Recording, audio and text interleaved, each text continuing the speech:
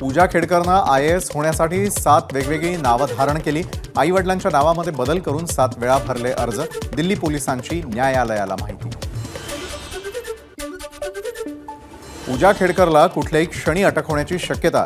पूजा खेडकर नातेवाईकांच्या मदतीने परराज्यामध्ये लपल्याची माहिती। अटकपूर्व जामीन फेटाळल्यानंतर दिल्ली पोलिसांकडून शोध सुरू। दिव्यांग प्रमाणपत्र मिळवून देण्यासाठी हॅकर्सचा वापर केला जात असल्याची माहिती। अहमदनगरमध्ये तपासणी न करताच वेबसाईटवरून तिघांना दिव्यांग प्रमाणपत्र दिल्याचं समोर।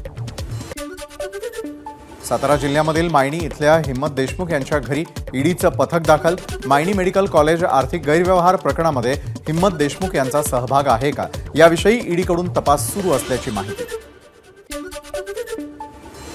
नाशिकच्या इगतपुरीमधील आदिवासी वसतिगृहामध्ये वॉर्डनची दहशत। वॉर्डनकडून मानसिक अत्याचार करत असल्याचा विद्यार्थ्यांचा आरोप। भयभीत झालेल्या वसतिगृहातील विद्यार्थ्यांचा आदिवासी आयुक्तांना निवेदन।